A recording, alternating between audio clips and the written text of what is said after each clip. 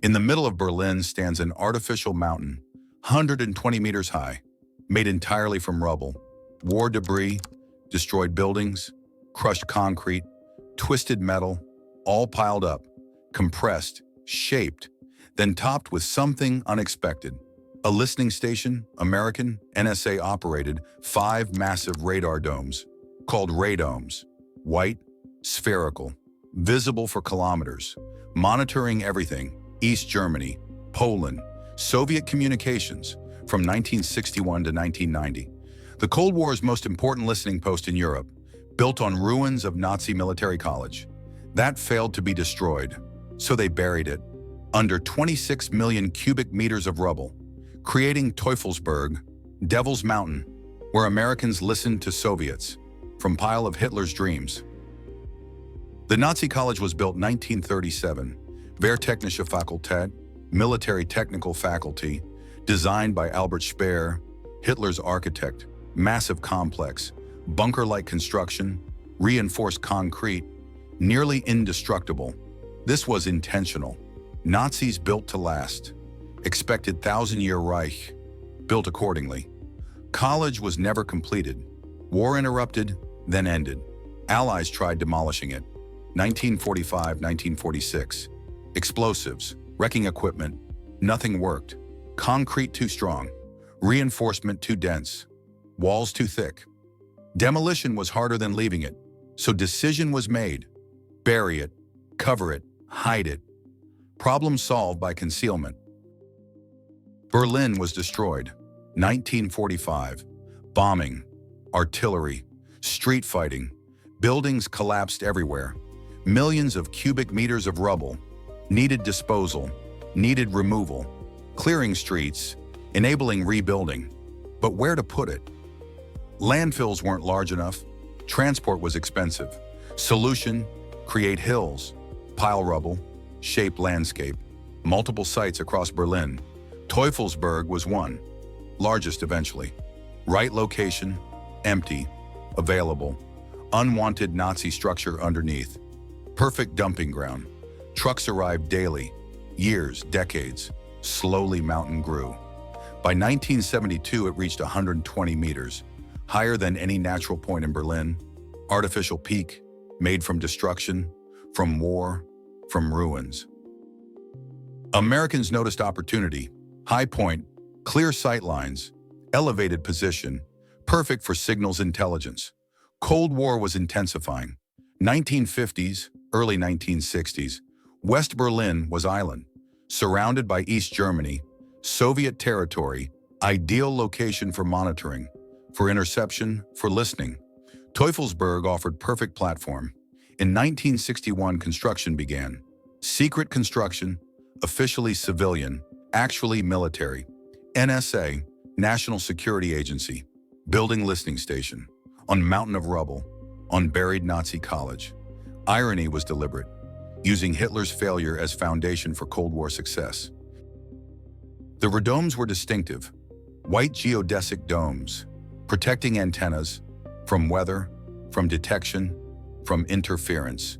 Each dome contained different systems, different frequencies, different targets. East German military communications, Soviet encrypted transmissions, Warsaw Pact coordination, everything monitored, everything recorded, everything analyzed. This was SIGINT, signals intelligence, listening, decrypting, understanding, without being understood yourself. Teufelsberg excelled at this. Location gave advantage. Technology enabled capability. Personnel executed mission. For 29 years. Do you believe mass surveillance is justified during war? Cold War wasn't hot war. Not technically, no direct combat, no declared conflict, but constant tension, constant threat, constant intelligence battle, each side monitoring other, each side listening, each side knowing the other listened, but doing it anyway. Teufelsberg represented this perfectly. Open secret, everyone knew it existed, everyone knew its purpose, but nobody acknowledged officially, not Americans, not Soviets, not Germans, just silent agreement, to pretend, to ignore, to continue. This was Cold War reality. Truth everyone knew, truth nobody spoke. The personnel lived on site, restricted access, security clearances required, families were excluded, location was classified, though visible from everywhere. This contradiction was typical. Obvious installation called classified. Everyone could see domes. Everyone could photograph them. But officially, they didn't exist. Officially, station wasn't there. Just radio research facility, civilian research, studying ionosphere, testing communications, technical work, not spying, not monitoring, not intelligence.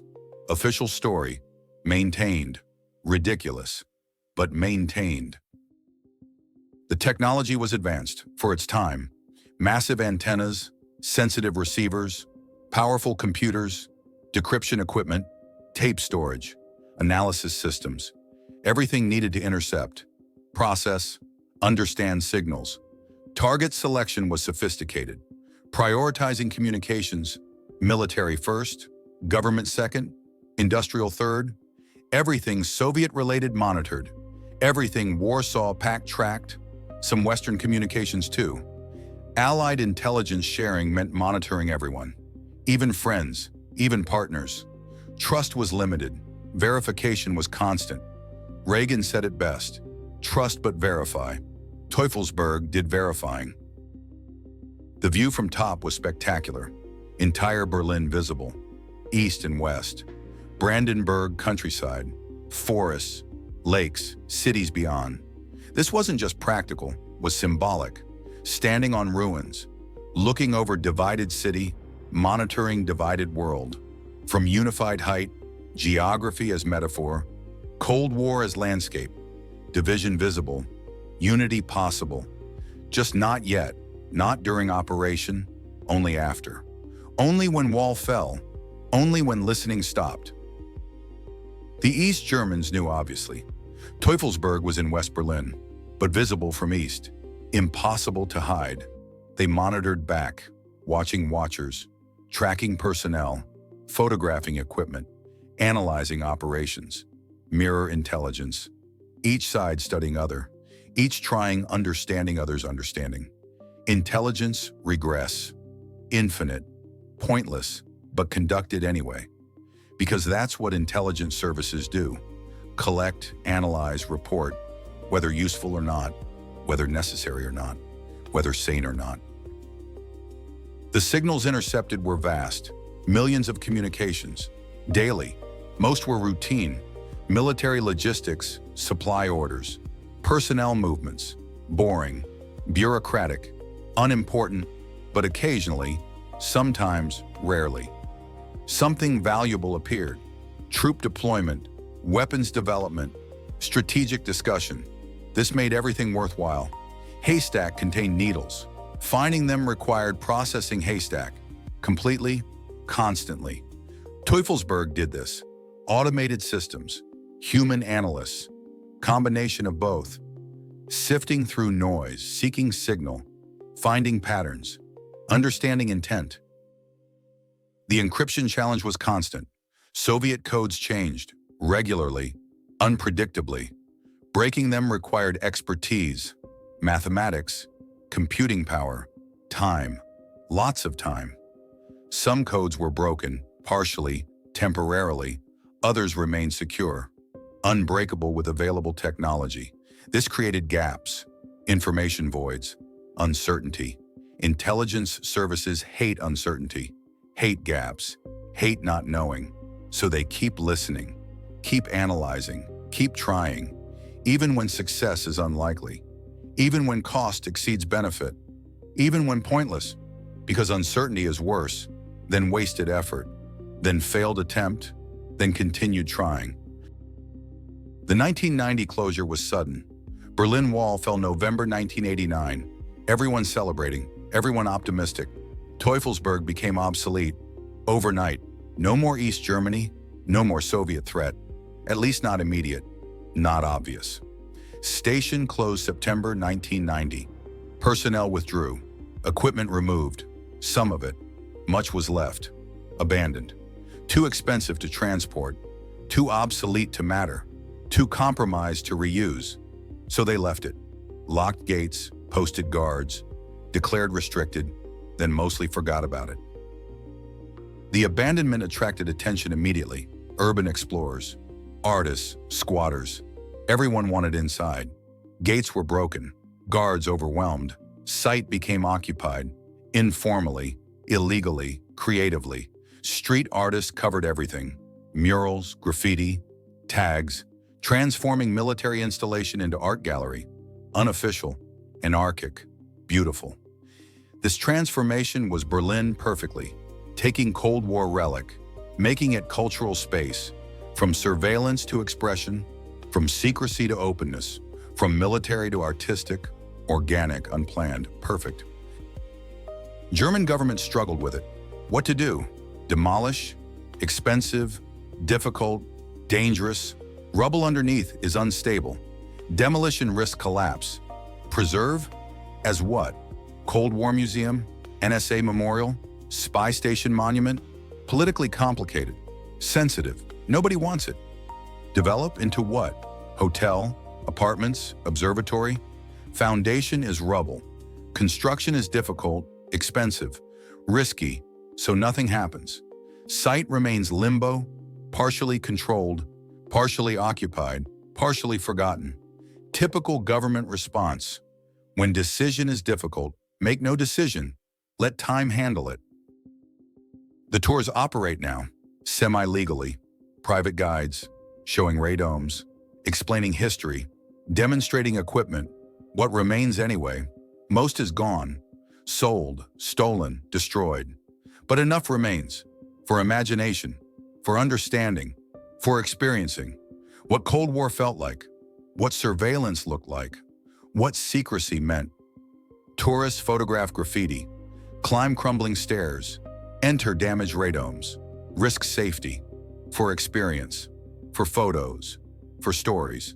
This is dark tourism, Cold War tourism, ruin tourism, whatever label, it's popular, growing, profitable, for guides, for artists, for squatters, nobody else. The rubble underneath remains. Nazi college, never demolished, never excavated, never seen, since burial, still there. Probably, maybe, collapsed possibly, crushed certainly, underweight, under decades, under artificial mountain. This layering is Berlin history, compressed, physical, literal, Nazi ruins, covered by war destruction, covered by American surveillance, covered by street art. Layers, each hiding previous, each revealing something about time, about power, about memory, about forgetting, about what we choose to preserve and what we choose to bury. The environmental concerns are real. Rubble contains toxins, asbestos, lead, chemical residue, decades of weathering leached into soil, into groundwater, into surroundings. Testing shows contamination. Mitigation shows expense. Nobody wants to pay. Nobody accepts responsibility. Americans left. Germans inherited, unwillingly, unwantedly. This is also typical. Military creates problem, then leaves. Civilians deal with consequences, always, everywhere. Teufelsberg specifically. The symbolism endures. Artificial mountain, built from destruction, used for surveillance, covered in art. Located in reunified Berlin. This progression tells story about war, about Cold War, about peace, about transformation, about possibility. Ruins become foundation. Foundation becomes platform. Platform becomes expression. Expression becomes culture. Linear, unplanned, beautiful. This is what Teufelsberg represents. Not just spy station, not just rubble pile, but transformation. From destruction to creation, from secrecy to openness, from division to unity. Still incomplete, still struggling, but happening slowly, messily, really. If Cold War listening stations and surveillance mysteries intrigue you, subscribe to Veiled Origin. This is Veiled Origin, where Americans listen from rubble, where Nazis lie buried, where artists create now, where history layers, visibly, physically, permanently. The acoustic properties were unusual. Artificial mountain acted as amplifier. Sound traveled strangely. Voices carried unexpectedly. Wind created effects, whistling through antennas, humming through equipment. This wasn't planned, just consequence. Of unusual location, of unique structure, of artificial height. Some personnel found it unsettling, eerie, wrong somehow. Others adapted, stopped noticing, became normal. Background, ignored. This is human flexibility. We normalize anything, eventually. Even surveillance station on Mountain of Rubble, monitoring millions, daily, becomes just job, just location, just life. The legal status was complex. Station was American, on German soil, in West Berlin, which was occupied territory, technically, until 1990. Jurisdiction was unclear. Laws were ambiguous. Authority was divided. This created gray zone, where things happened that couldn't happen elsewhere. Intelligence operations, technical experiments, legal ambiguities. Nobody questioned too closely. Nobody demanded explanation, because Cold War required flexibility, required secrecy, required blind eyes, looking away from uncomfortable truths, from questionable activities, from necessary evils. Teufelsberg existed in this space. Legal, illegal, official, unofficial, known, unknown, quantum state, until observation, then collapsed into ordinary, into past, into history. The communication networks were global. Teufelsberg didn't operate alone, connected to other stations, other sites, other countries, global network, ECHELON, Five Eyes, whatever name, same system, worldwide surveillance, American-led, British-supported, Australian, Canadian, New Zealand, all participating, all sharing, all monitoring, everyone, everything, everywhere. This wasn't conspiracy theory. This was documented fact, revealed by Snowden, confirmed by documents, proven by evidence. Teufelsberg was node, in network, in system, in surveillance web, spanning globe, collecting everything, analyzing selectively, sharing strategically. This was capability. This was reality. This was price of security, of intelligence, of power. The psychological effects on personnel mattered. Listening to communications, thousands, millions, invading privacy, constantly, professionally. This affects people. Some felt guilty, others justified, most compartmentalized. Job was job. Morality was separate. This is necessary for intelligence work, for military service, for functioning in morally gray occupations. Alternative is refusing, quitting, objecting. Few did, most continued, because alternatives weren't better, because employment mattered, because nationalism justified, because everyone does it, so why not us? This reasoning works until it doesn't, until retirement, until reflection, until regret. Some personnel struggled later with what they did, what they enabled, what they participated in. Others don't, or don't admit, or don't remember. Memory is selective, especially uncomfortable memory. The technological obsolescence was rapid. Equipment cutting edge 1960s became outdated 1970s, obsolete 1980s, ancient 1990s. This is technology reality. Constant advancement, constant replacement, constant updating, expensive, endless, exhausting, but necessary, because other side updates, because capabilities advance, because staying current means survival. Falling behind means vulnerability, exploitation, defeat. So updating continues, forever, until it stops, until closure, until withdrawal. Then everything left becomes archaeological, instantly. Equipment from 1980s looks ancient. Technology from 1970s looks prehistoric.